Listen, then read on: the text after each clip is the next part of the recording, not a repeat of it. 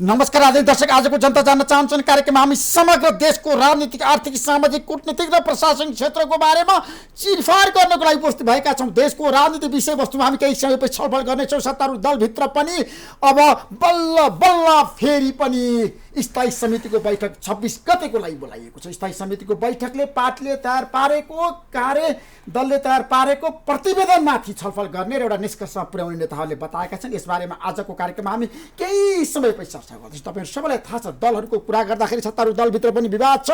विवाद साम्य पार्नको लागि कार्यदल बन्यो, कार्यदलले प्रतिवेदन बुझायो, प्रतिवेदन सचिवालयमा छलफल भयो, तर त्यसलाई पारित गर्नको लागि स्थायी समितिको बैठक बोलाइएको छ। स्थायी समितिको बैठकले के गर्छ त्यो हेर्न बाँकी छ। प्रधानमन्त्री केपी शर्मा ओलीले वामदेव गौतमलाई अझै पनि राष्ट्रिय सभाको सदस्य बनाउनको लागि राष्ट्रपति सामु सिफारिस गर्नु भएको छैन। वामदेव गौतमको बारेमा यतिखेर नेपाली राजनीति बजारमा चर्चा, परिचर्चा र बहस भएको छ। राष्ट्रिय सभा कस्तो बनाउने, राष्ट्रिय सभा अरूको सभा मात्रै बनाउने कि राम्रा, योग्य, सक्षम, इमान्दार र विभिन्न तबकाका व्यक्तित्वहरूलाई जमघट गराउने, यतिखेर चर्चा सुरु भएको छ। यसबारेमा पनि आजको कार्यक्रममा हामी केही समयपछि चर्चा गर्दैछौँ। प्रतिपक्षी दल नेपाली कङ्ग्रेसको अवस्था पनि त्यस्तै छ। कङ्ग्रेस पनि विवादको भुमरीमा फँसेको छ। पार्टी सभापति शेरबहादुर देउवाले विभागहरू गठन गरिसकेपछि रामचन्द्र पौडेल पक्षधरहरूले अल्टिमेटम दिएका छन् र भनेका छन् अब पार्टी सभापतिले आफ्नो निर्णय सच्याउनु भएन भने हामी अनसनमा बस्छौँ। के होला काङ्ग्रेस पार्टीभित्र? आजको कार्यक्रममा हामी यसबारेमा चर्चा गर्दैनौँ। कोरोनाको सङ्क्रमणको सङ्ख्या प्रत्येक दिन बढै छ। समस्याहरू छ। उपचारको कुरा गर्दाखेरि अब सरकारले कसरी भेन्टिलेटरहरू, आइसियुहरू कसरी व्यवस्थापन गर्दैछ, सबैको ध्यान त्यतातिर केन्द्रित भएको छ।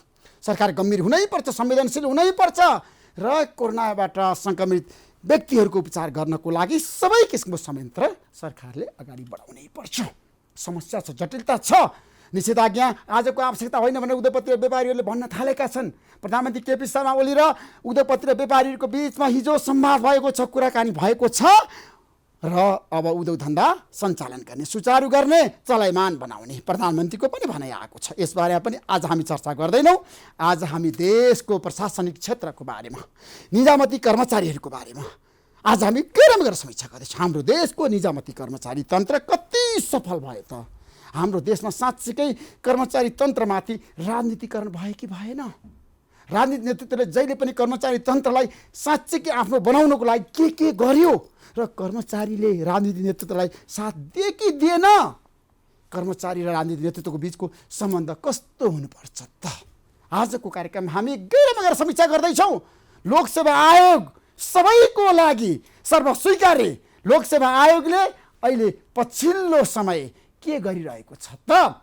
आज हाम्रो बिचमा लोकसेवा आयोगका अध्यक्ष उमेश प्रसाद मैनाली हुनुहुन्छ। म केही समयको विश्रामपछि आउनेछु। प्रतीक्षा गर्नुहोस्, कार्यक्रम हेर्दै गर्नुहोस्।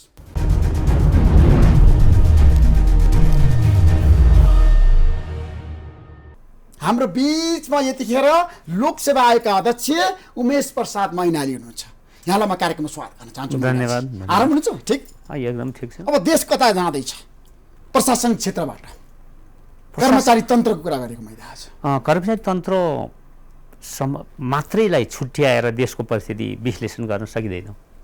कर्मचारी तन्त्र एउटा पोलिटिकल वेल अथवा सोसल उसलाई चाहिँ वेललाई कार्यान्वयन गर्ने संस्था मात्रै हो।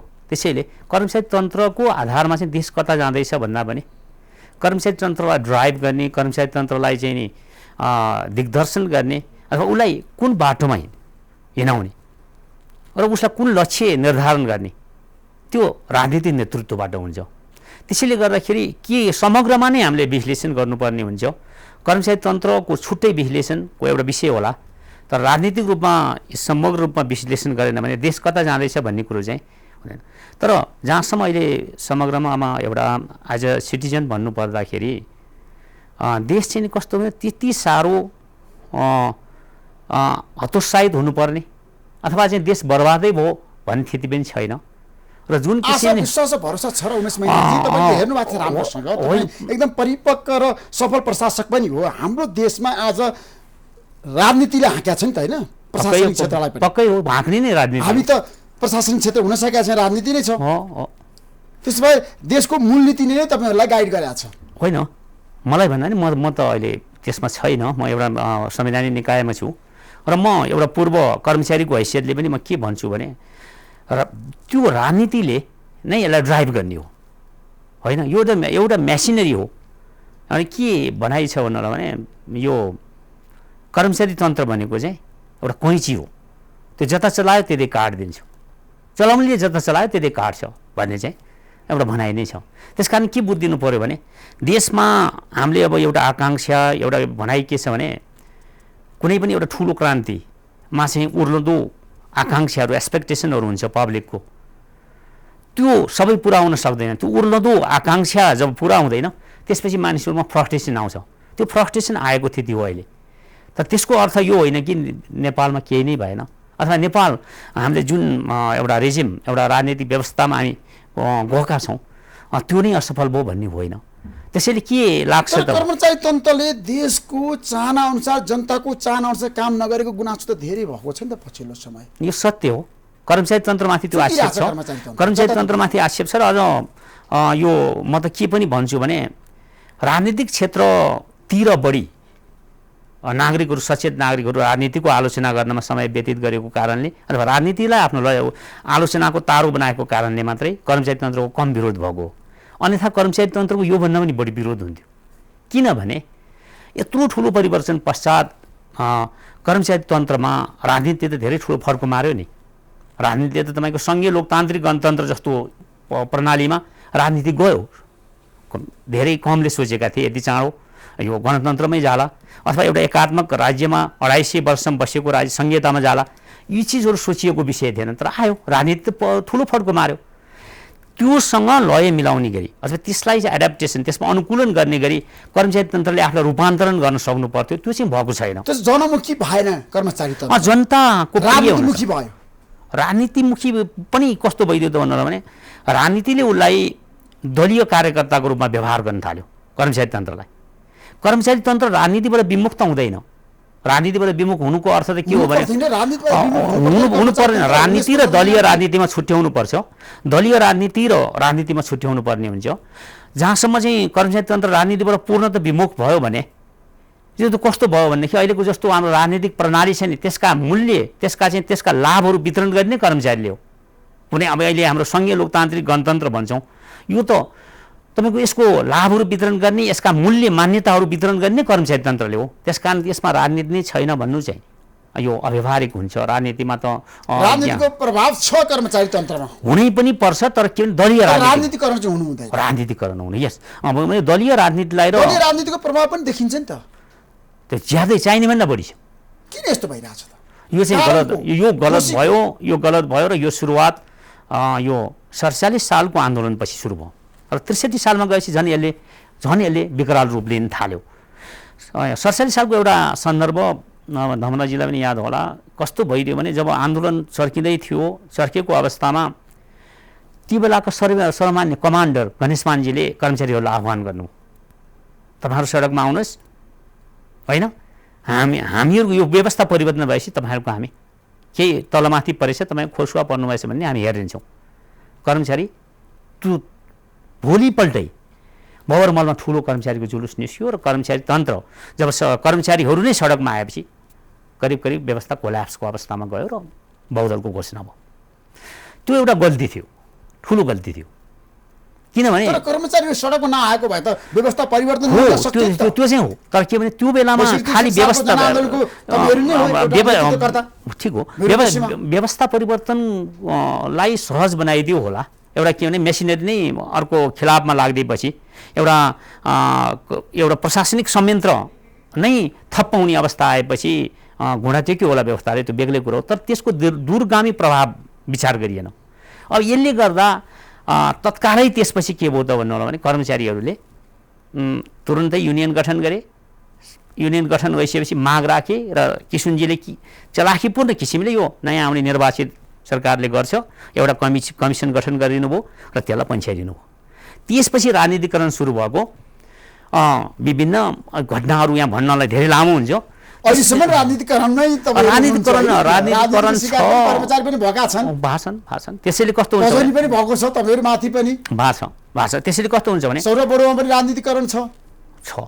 जस्तो के छ त भन्नु होला भने र यति साह्रो राजनीतिकरण गर्नु भएन किनभने तपाईँको मैले अघि नै भने नि रिजिम अथवा व्यवस्थाको कुरो अलग हो तर दलीय राजनीति अर्को कुराहरू दलीय राजनीतिमा लाग्नु हुँदैन अमेरिका जस्तो देश जहाँ चाहिँ हामी स्पोइल सिस्टम छ भन्छौँ त्यसमा आज केही दिन अगाडिको घटना भनौँ कर्मचारीको त कुरा छोडिदिउँ त्यहाँ ह्यास एक्ट भन्ने छ जसले कर्मचारीहरूले के गर्नुहुन्छ राजनीतिमा कुन हदसम्म गर्नुहुन्छ के गर्नु हुँदैन सबै लेखिएको छ त्यसमा अहिलेको राष्ट्रपति ट्रम्पकी छोरी सल्लाहकार एउटा उसले चाहिँ गोया फुडको प्रचार गर्ने चुनाव प्रचारको सन्दर्भमा आफ्नो बाबुलाई भोट आफ्नो बाबुको पार्टी भन्नु रिपब्लिकन पार्टीको लागि मतको लागि चाहिँ त्यो गोया फुडको प्रचारमा भाग लिन भनेर आलोचना भयो सल्लाहकारलाई पनि अरू कर्मचारीको त कुरै छोडिदिउँ त्यस कारण गरेर के बुझिदिनुपर्छ भने सेवा प्रवाह निष्पक्ष हुनुपर्छ जब दलीय राजनीतिमा कर्मचारीहरू जान्छन् सेवा प्रवाह निष्पक्ष हुँदैन हाम्रो देशमा सेवा प्रवाह निष्पक्ष छैन उमेश प्रसाद मैनाली होला जनताका धेरै गुनासो छन् कर्मचारीप्रति तपाईहरुप्रति ठिक हो त्यो के किन हुन्छ भने त्यस्तो सबै चाहिँ होइन केही हदसम्म के चाहिँ भएको छ भन्नु होला भने एउटा अमुक राजनीतिक दलमा चाहिँ लागेको कुनै कर्मचारी फ्रन्ट लाइनमा छ भने उसले त्यो दलको कार्यकर्तालाई सहजीकरण गरिदिने त्यसको चाँडो काम हुने अर्को पछिको काम नगरिदिने बात केही कम्प्लेनहरू आछन् हामी प्रमुख नै हुँदा हामी आफै हाकिम हुँदा पनि त्यो कम्प्लेनहरू आउँथ्यो हामी सचिव हुँदा पनि आउँथ्यो त्यसैले कुरो के हो त भने यो चिज राम्रो होइन हाम्रो के भने राजनीतिको गतिशीलता अथवा पोलिटिकल डायनामिक्सको ज्ञान राख्नु एउटा कुरा हो अब राजनीतिक प्रणाली जुन हामीले स्थापित गऱ्यौँ र हामी त्यो जुन प्रणालीमा चल्दैछौँ त्यो प्रणालीका लाभहरू त्यसका चाहिँ मूल्यहरू वितरण गर्न अर्को कुरो हो त्यो त गर्नै पर्छ रिजिम भ्यालुजहरू चाहिँ डिस्ट्रिब्युट गर्ने कर्मचारीले नै हो त्यसैले तर के हुन्छ भने जब दलीय राजनीति नै प्रवेश गर्छ सेवा प्रवाहको स्तरमा सेवा वितरणको स्तरमा भने त्यहाँ हामी के भन्छौँ त्यसलाई भने सेवाग्राहीको राजनीति भन्छौँ क्लाइन्ट लिस्ट पोलिटिक्स भन्छौँ त्यो भने चाहिँ डरलाग्दो भयो त्यो भयो भने यो संस्थाको औचित्य पनि तर हाम्रो देशमा डरलाग्दो अवस्था आउन सक्छ कर्मचारी तन्त्रलाई हामीले सुधार्न सकेनौँ भने समय सापेक्ष बनाउन सकेनौँ भने सही हो पार्टी राजनीतिबाट हामीले छ नि टाढा राख्न सकेनौँ भने सही हो त्यसैले कस्तो हुन्छ त भने अस्ति तपाईँकै इन्टरभ्यूमा हाम्रो मन्त्रीज्यूको कुरा मैले सुनिरहेको थिएँ उहाँले एउटा कुरा के गरिदिनु भयो भने भन्नुभएको थियो भने सही हो यी 10% जति जय नेपाल भन्ने छन् 10% जति लाल सलाम भन्ने छन्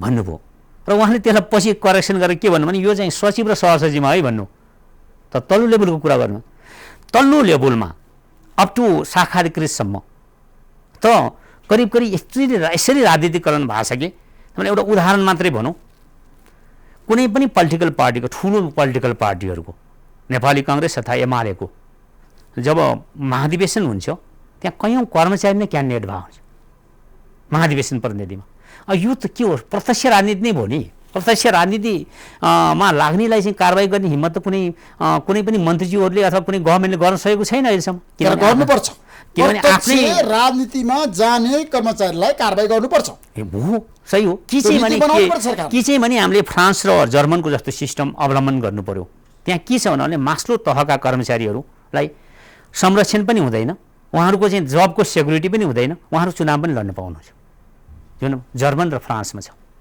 कि त्यस्तै खालको प्रणाली हामीले अवलम्बन गर्न खोजेको भने यो बहसको विषय हुन सक्छ यी सिनियर पदहरू जुन सहसचिव सचिव लेभलमा छन् यो करिब कल्ली राजनीतिले चाहेको व्यक्ति नै सचिव हुन्छ भने राजनीतिले चाहेको व्यक्ति नै कुनै अमुक मन्त्रालयमा जान्छ भने उसलाई बरु राजनीति गर्न दिए हुन्छ र अर्को गभर्मेन्ट आएपछि यो चाहिँ ठिक छैन यसलाई हटाइन्न पनि सक्छ भन्ने खालको सुरक्षा पनि नहुने सहमति गरे पनि हुन्छ राजनीति लेभलमा तर त्यो नभएसम्म हामी चाहिँ मेरिट ब्युरोक्रेसी भन्छौँ निष्पक्ष सेवा प्रवाह गर्ने राजनीतिले नीति बनाउँछ र त्यो नीति कार्यान्वयन कर्मचारी तन्त्रले गर्छ कर्मचारी तन्त्रको लागि स्ट्यान्डर्डहरू उसको मूल्याङ्कन गर्ने उसलाई चाहिँ मापदण्डहरू तयार गरिदिने काम र उसको मूल्याङ्कनका आधारहरू बनाइदिने काम पोलिटिसियनले गर्छ र त्यसको जस अबजस पोलिटिसियनले लिन्छ त्यसको राजनीतिक परिणाम जुन चाहिँ एउटा नीति असफल वा सफल भयो त्यसको उत्तरदायित्व चाहिँ राजनीतिक नेतृत्वले लिन्छ त्यसैले गर्दाखेरि कहिलेकाहीँ कस्तो वैमनस्यताको स्थिति आउँछ भने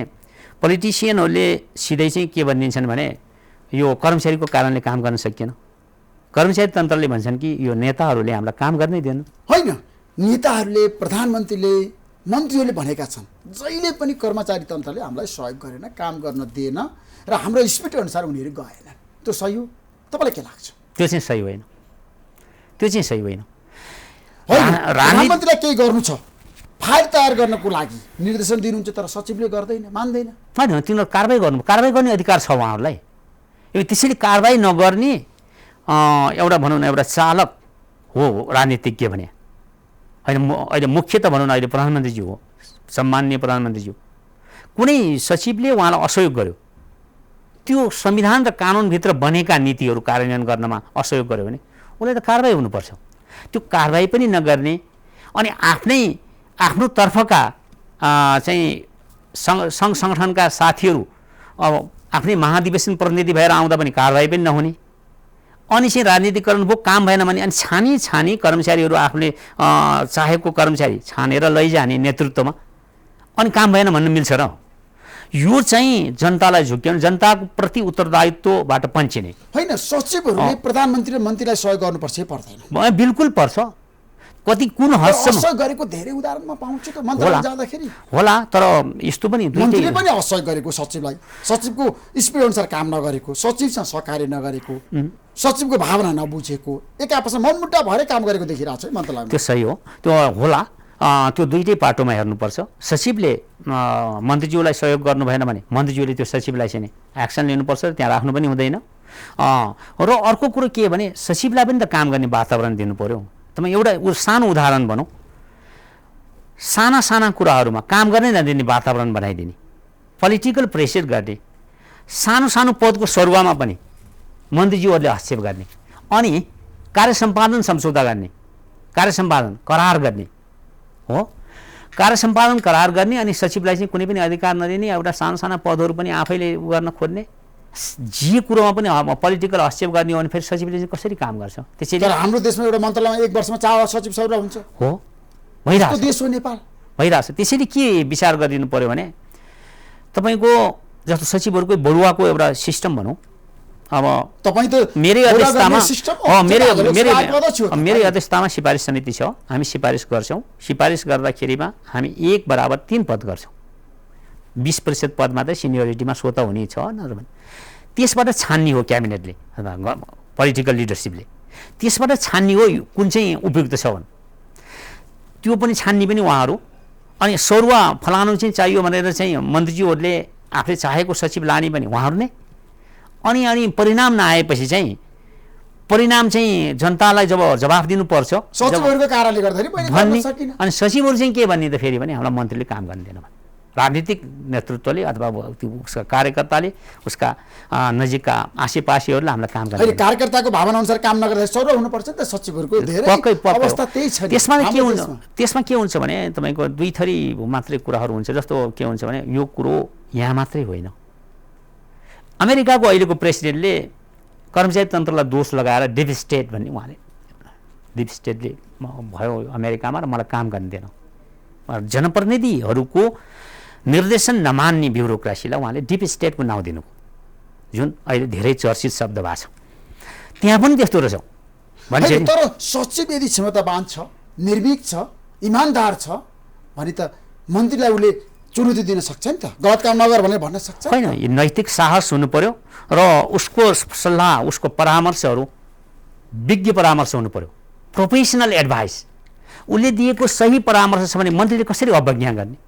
गाह्रो हुन्छ, त्यो त बाहिर आउँछ नि भोलि। त्यसैले गर्दाखेरि सचिवहरूले पनि के गर्नु पर्यो भने आफ्नो सामान्य एउटा केही अप्ठ्यारोमा परिएला भनेर कम्प्रोमाइज गर्ने चाहिँ छोडिदिनु पर्यो। तर हाम्रो देशमा सचिवले मन्त्रीको पद खाइदिएको छ नि त उमेश प्रसाद मैनालीजी, इतिहास साक्षी छ नि। त्यो किन कोट्याउनु, त्यो कुरा धेरै छन्। यो कुरो अझ बहुदलमा पनि भयो, म किन नाउँ लिनु, तपाईँले त्यही सङ्केत गर्नुभयो हो। एउटा इमान्दार मन्त्रीको नै गयो होइन, जागिरे गयो, जुन धेरै इमान्दारमा गनिनुहुन्थ्यो। नाउँ किन लिनु? पञ्चायतको बेलामा त त्यो धेरै हुन्थ्यो। पञ्चायतको बेलामा दरबारले सचिवहरूलाई बोलाउँथ्यो, जस्तो भने गृह सचिवलाई बोलाएर भेट गर्दाखेरि कस्तो छ गृह सचिव मन्त्री भनेर राजाबाट सोध्ने भएपछि त्यो ठिक छैन भनेपछि त्यो मन्त्री जान्थ्यो। किनभने दरबारले ब्युरोक्रेसी मार्फत राजनीति चलाएको थियो, सिडिओ मार्फत, सचिवहरू मार्फत। त्यसैले मन्त्रीहरू डराउँथे सचिवसँग। अहिलेको वातावरण त त्यो होइन नि। अहिले त के सोधिदिनु पर्यो भने कसरी काम लिने, कर्मचारी तन्त्रको अप्ठ्यारा के हुन्, उहाँहरूको सीमा के हो, अनि कर्मचारी तन्त्रले पनि के बुझिदिनु पर्यो भने त्यो कुनै पोलिसी फेल भयो भने त्यसको जिम्मेवारी त राजनीतिक नेतृत्वले भोग्नुपर्छ नि, त्यसका त प्रतिफल त्यसका चाहिँ जुन आलोचना उसले खप्नुपर्छ। त्यसो भए उसले भोलि चुनावमा त्यही कारणले डिफिट हुनसक्छ। यी सबै कारणले गर्दाखेरि दुवैले एकअर्काको सीमा बुझ्नुपर्छ। होइन, आज हामीले निजामती कर्मचारी दिवसको कुरा गरिरहँदाखेरि यसको सान्दर्भिकता छ होइन, आवश्यकता छ होइन? के को दिवसको? पक्कै छ। यो दिवसको चाहिँ यसो हुन्छ, तपाईँ के हुन्छ भने यो 61 सालदेखि सुरु भएको हो, यो पहिले थिएन। 13 सालमा चाहिँ निजामती सेवा ऐन आएपछि त्यसको सम्झनामा मनाउने कि भन्ने कुरा उठ्यो। त्यो पनि कसरी कुरो उठेको भने अरू प्रोफेसनलहरू अरूको जस्तो सेनाको प्रहरीको सबैको आफ्नो सेना दिवस अथवा प्रहरी दिवस भन्ने मनाइने, हामी चाहिँ किन नमनाउने भने तत्कालीन मुख्य सचिवले कुरा उठाउनु भएपछि क्याबिनेटमा गएर ल मनाउनु त भनेर मनाउनु सुरु गरियो।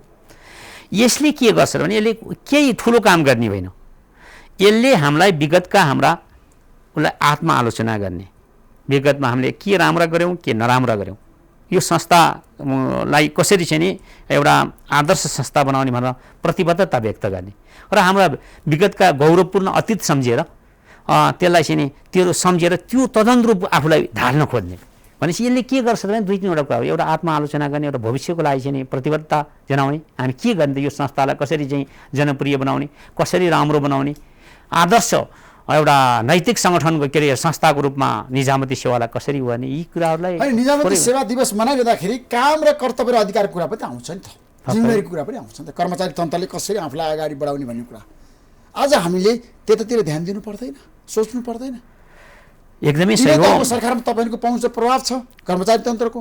होइन, कर्मचारी तन्त्र बेगर त कुनै कानुन नै कार्यान्वयन हुँदैन, कुनै नीति कानुन कुनै हामी केही पनि कार्यान्वयन हुँदैन। त्यसैले गर्दाखेरि जतिसुकै राम्रा कानुन बनाउन्, जतिसुकै राम्रो संविधान बनोस्, त्यसैले के भनिन्छ त भने यसलाई तपाईँको लिभिङ कन्स्टिट्युसन अथवा नन इलेक्टेड सिनेट यस्तो यस्तो शब्द पनि प्रयोग गरिन्छ। चुनावै लड्नु नपर्ने तर त्यो सिनेटरको जस्तै पावरफुल होइन, अडान लिने भन्ने। त्यसैले कुरो के बुझिदिनुपर्छ भने निजामती कर्मचारीहरूको सहयोग बेगर उनीहरूलाई मोबिलाइज परिचालित गर्न सकिएन भने कुनै पनि हाम्रा कार्यक्रम कुनै नीति सफल रूपमा कार्यान्वयन हुँदैन। त्यसैले गर्दा यो संस्थालाई को खराबीहरू सच्याउनु पर्छ र यसलाई अझ मैले कहिलेकाहीँ के भन्ने गरिरहेको छु भने यो संस्थालाई सामान्य सुधारले नै पुग्दैन, यसलाई विनिर्माण गर्नुपर्छ। अहिलेकोलाई भत्काएर फेरि पुनर्निर्माण जस्तो नयाँ खालको निर्माण गर्नु जग बसाल्नुपर्छ। किनभने हामी राजनीतिक रूपमा धेरै अगाडि गयौँ र राजनीतिक रूपमा आमूल परिवर्तन गर्नुपर्छ कर्मचारी तन्त्रमा। कर्मचारी तन्त्रमा आमूल परिवर्तन गर्नुपर्छ। अहिले के छ भने कर्मचारी तन्त्र रुल र रुटिन भन्छौँ हामी होइन, भने मतलब नियम र प्रक्रिया र दैनिकीमा चल्ने प्रशासन हो। यो प्रशासन अहिलेको प्रशासनले नयाँ युद्ध लड्न सक्दैन, यो त पुरानो युद्धको लागि तयार गरेको सेना जस्तो भयो। जस्तो अहिले नै भनौँ न, इमान्दार कर्मचारीहरू छन्, अहिले यत्रो क्राइसिस आयो खटिरहेछन्, खटायो गभर्मेन्टले काम गरेर भनेर गरिरहेछन्, तर जुन किसिमको तर अब्जर्भेसन त कर्मचारीतिर छ नि त, काम गरेन भने धेरै बनाएको छन्। स्वास्थ्य मन्त्रालयमा जानुहोस् तपाईँ हेर्नुहोस्, यसो छ अहिले जे जति भयो त्यो पनि कर्मचारीले नै गरे हो। यसरी बुझिदिनुपर्छ। जस्तो तपाईँको अहिले स्वास्थ्यसँग सम्बन्धित कर्मचारी, सेक्युरिटी फोर्सेससँग सम्बन्धित, गृह प्रशासन अन्तर्गतका कर्मचारीहरू यसरी खटिएको देखिन्छ कि त्यो त त्यसरी त अरू खटिया पनि त छैन नि। त्यसैले गर्दा यसको सबै आलोचना गर्नुभन्दा पनि हामी के चाहिँ बुझिदिनुपर्छ भने कर्मचारी तन्त्रले बदलिनु परिस्थिति, अहिलेको समाजको चेतनाको स्तर र अहिलेको राजनीतिक परिवेश र अहिलेको विश्वको बदलिँदो के अरे विश्वमा शीघ्र परिवर्तनशील टेक्नोलोजी प्रविधिसँग आफूलाई ढाल्न सकेनौँ। हामीले लोकतन्त्रका मूल्य मान्यता अनुरूप हाम्रा मूल्य मान्यतालाई परिवर्तन गर्न सकेनौँ। हाम्रो संस्कृति पुरातन रह्यो, हामी इमान्दार भए पनि हाम्रो संस्कृति पुरातन भएपछि हाम्रो के भयो त्यो संस्था सुस्त हुन सकेन। अहिलेको मागलाई जनताको चेतनाको स्तर अनुरूप यो संस्थाले फङ्सन गर्न सकेन, यति मात्रै हो। त्यसैले यसलाई आत्मआलोचना गर्नुपर्छ यो दिवसमा र त्यसलाई सच्याउनुपर्छ। त्यसो हामीले दिवस मनाइरहँदाखेरि लोकसेवा आयोगको पनि भूमिकाको कुरा आउँछ। लोकसेवा आयोग आज तटस्थ छ, निष्पक्ष छ, तपाईले राम्रो काम गर्नुभएको छ, तर पनि राजनीतिक पार्टीको अखडा बनाउँदै हुनुहुन्छ भन्ने आरोप पनि छ नि तपाईँमाथि। त हामी कहाँ कसरी छ र त्यो? यो त बिल्कुल छैन नि ऋषिजी। त्यहाँ पनि त दबाब आउँछ नि त तपाईँलाई? नो, आउँदैन। मैले अस्ति नै पहिले योभन्दा पहिले पनि इन्टरभ्यूमा भनेको थिएँ मैले, लोकसेवा आयोगमा दबाब आउँदैन, आयो भने हामी मान्दा पनि मान्दैन। धेरै मान्छेको चासो र जिज्ञासाको विषय हो नि त लोकसेवा आयोग भनेको। पक्कै हो त्यो आउँदा पनि आउँदैन, त्यहाँ दबाब पनि आउँदैन र दबाब आए पनि हामी त्यसलाई हैन। समुदाय आयोगको तपाईँ अध्यक्ष हो नि लोकसेवा आजको दिनमा, तर त्यहाँ दबाब आउँदैन तपाईँ कसरी भनिरहनु भएको छ? होइन सत्य हो। नेताहरूले तपाईँलाई फोन गर्दैनन् होइन, कसैले थाहा नपाएर सौरा गरिदिनु पर्यो, तपाईँले पहल गरिदिनु पर्यो, मिलाइदिनु पर्यो, जाँदेको मान्छेले पास गराइदिनु पर्यो भनेर भन्दैन। थाहा नपाउने केहीले भन्नु होला, त्यसपछि फेरि लाग्दैन लोकसेवा आयोग लाग्दैन। 100% विश्वास गर्नु, मैले भित्रबाट भनिरहेको छु त। होइन म अब यहाँ एकजना मान्छेलाई सचिवमा पास गराउनु पर्यो भने तपाईँलाई दबाब आयो। सचिवमा त पास गराउनु हुँदैन, होइन तर सहसचिवसम्म पर्यो भने के गर्नु? सहसचिवमा त्यो त सिस्टम छ नि त, त्यसको नम्बर हुन्छ, नम्बरबाट चाहिँ अब यो आउँदैन। त्यो आयो भने कसरी मान्छु त? मैले मान्दिनँ। मैले अध्यक्षता गर्ने हो, म अध्यक्षता छोडिदिन्छु। त्यस कारण त्यस्तो अवस्था आउँदैन। लोकसेवाले प्रतिनिधित्व गरेका ठाउँमा, लोकसेवा भएको ठाउँमा चाहिँ भन्नु हुँदैन भन्ने एउटा धारणा छ। प्रधानमन्त्री केपी शर्मा ओलीले तपाईँलाई फोन गर्नु भएको छैन? गरौँ, त्यो लेभलबाट त आउँदैन भने हेर्नुहोस्, त्यो एउटा के भन्छ, हामीले कसैको आलोचना गरौँला, कसैलाई चित्त नबुझ्ला, कुनै प्रधानमन्त्रीज्यूसँग चाहिँ व्यक्तिगत रूपमा कसैको केही होला, बेग्लै कुरो मेरो पनि होला, तर एउटा कुरो के भने प्रधानमन्त्री स्तरमा पुगेको व्यक्तिले चाहिँ यस्तो प्रेसर दिँदैन।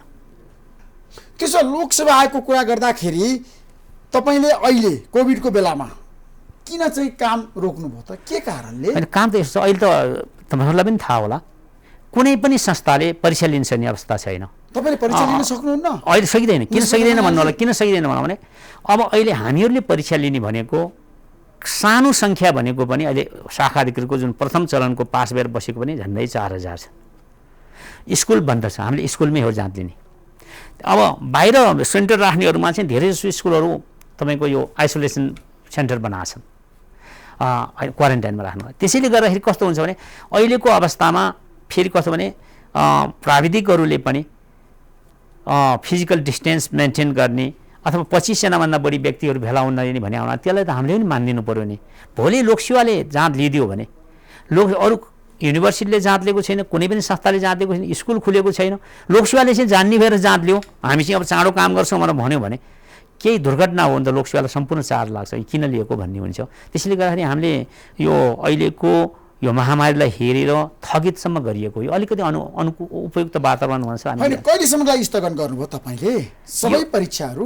यो यति दिन भन्ने नै छैन, हामी 15 दिनको सूचना दिन्छौँ, मिनिमम 15 दिनको सूचना दिएर परीक्षा लिन्छौँ। त्यसको लागि चाहिँ हामी वातावरण पर्खिरहेछौँ कस्तो हुन्छ। जस्तो भने आश्विन 1 गते चाहिँ सम्पूर्ण लामो दूरीको बसहरू खुल्ने भनेको छ, बाहिरबाट जाँच दिन आउनुहुन्छ, उनीहरूलाई पनि दिनु पऱ्यो, कोही पनि छुट्नु भएन। त्यो खुल्यो र स्कुलहरू खुल्यो भने हामी दसैँ अगाडि परीक्षा लिन्छौँ। त्यसमा अहिलेसम्म तपाईँहरूले परीक्षाको लागि सबै तयारी गर्नु भएको छ? होइन, हाम्रो पुरानो विज्ञापनको छ, नयाँ विज्ञापनको होइन कि। पुरानो विज्ञापन गर्नु भएको छैन अहिलेसम्म? नयाँ विज्ञापनको त हाम्रो रुटिन अनुसार नै हाम्रो कार्यतालिका नै आश्विनको लास्ट बुधबारदेखि हाम्रो सुरु हुन्छ। अहिलेसम्म शाखा अधिकृत मात्रै बाँकी छ परीक्षा लिनको लागि? शाखा अधिकृत, नासु, खरिदार सबै तहको बाँकी छ। सबै तहको बाँकी छ। उपसचिवको लिखित परीक्षा भयो, रिजल्ट गर्न बाँकी छ। शाखा अधिकृत, नासु र खरिदार लेभलको चाहिँ हामीले परीक्षा नै लिनु बाँकी छ। परीक्षा लिन बाँकी छ, तर परीक्षा लिन बाँकी भएका मान्छेहरूको गुनासो छ नि, किन ढिलो गरिरहेको छ लोकसेवा? पक्कै हो, उहाँहरूलाई के भने त्यो एउटा जस्तो शाखा अधिकृतको भन्यो भने प्रथम चरणको परीक्षा नै पास भएर बस्नु भएको छ, एउटा चरण क्रस गरिसक्नु भएको छ। अब यो उहाँहरूले एउटा चरण क्रस गरेर बसेको पनि अब 5-6 महिनै हुन लागिसक्यो। त्यस कारणले गर्दाखेरि त्यो भन्नु स्वाभाविक हो। तर कुरो के हुन्छ भने अहिलेको परिस्थिति त उहाँहरूले पनि बुझ्नु भएको छ, लिन सक्ने अवस्था त छैन। अहिले कस्तोसम्म अवस्था छ भने यहाँबाट एउटा सामान्य भनौँ, अब हामीले चाहिँ उपसचिवको चाहिँ कमसेकम लिखितको परीक्षा लिइसकेको रिजल्ट गरिदिउँ भन्दाखेरि पनि विज्ञ आएर जाँच्नुपर्छ नि, अब कपी विज्ञहरू नै आउन मान्नुहुन्न। यस्तो बेलामा त हामी कहाँ आउँछौँ भन्नु। त्यसैले गर्दा यी विभिन्न अप्ठ्याराहरू छन्, तर लोकसेवा आयोग धेरै चिन्तित छ यसमा।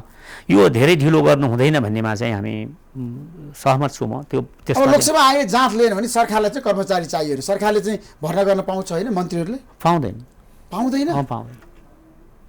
अस्थायी कर्मचारी भर्ना गर्न सरकारले पाउँदैन। किन नपाउने भन्नुहोस् त? अस्थायी कर्मचारी भर्ना गर्न पाइँदैन। यदि त्यो मन्त्रालयमा तत्काल काम गर्नको लागि के गर्नु अभाव भयो त्यो पाइँदैन, त्यसो भए त किन चाहिँ क्याबिनेटले अहिले रोक्नु भने त हामीलाई होइन? क्याबिनेटले चाहिँ अहिले यस्तो अवस्था हो, तपाईँहरू यो चाहिँ एउटा कुनै चरणमा प्रवेश नगरेको परीक्षा सबै रोकिदिनुहोस् भनेर रोक्दैन हो।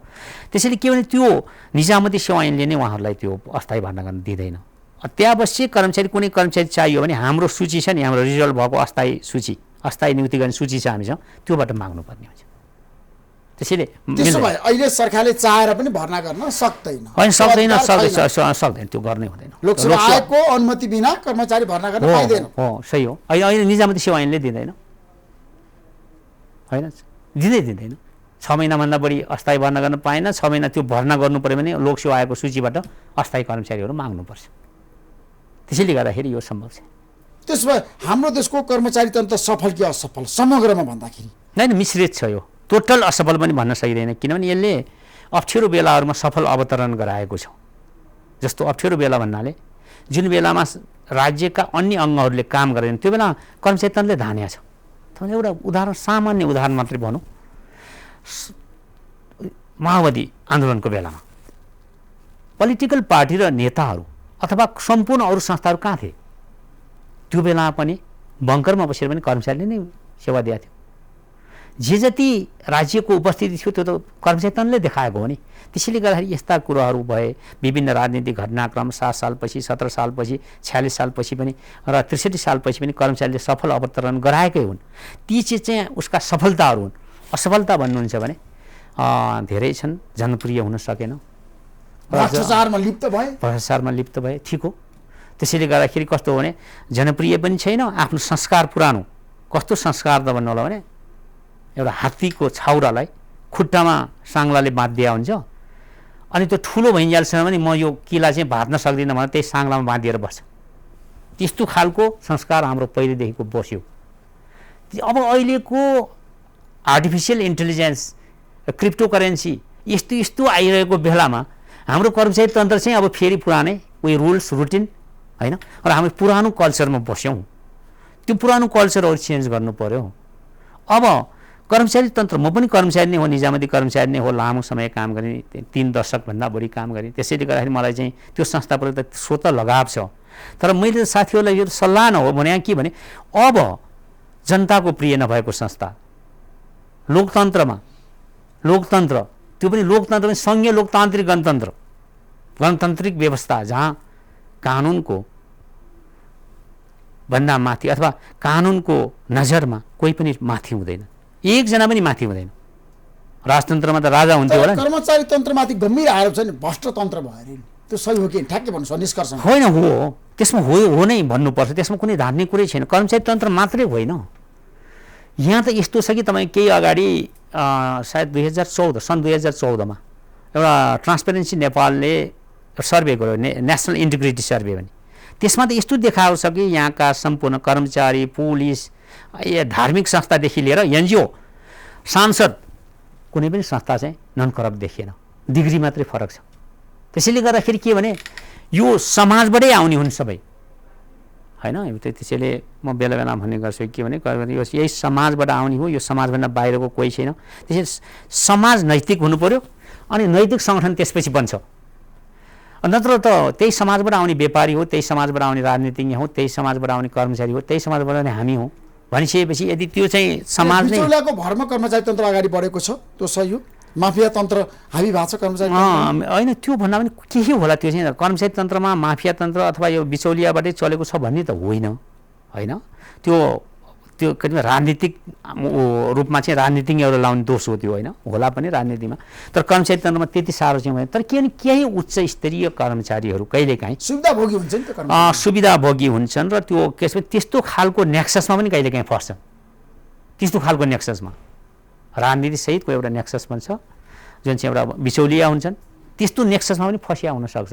तर त्यो समग्रमा त्यसरी लान्छना चाहिँ नलगाउँ।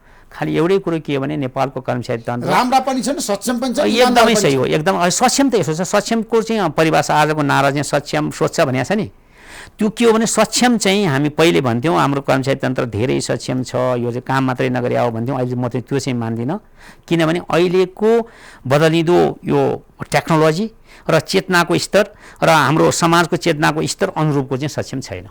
त्यो सक्षमता पनि बढाउनुपर्छ। Thank you so much Umesh Prasad मैनालीजी, धन्यवाद। महत्त्वपूर्ण समय दिनुभयो। तपाईँलाई म धेरै धेरै धन्यवाद दिन चाहन्छु। Thank you so much.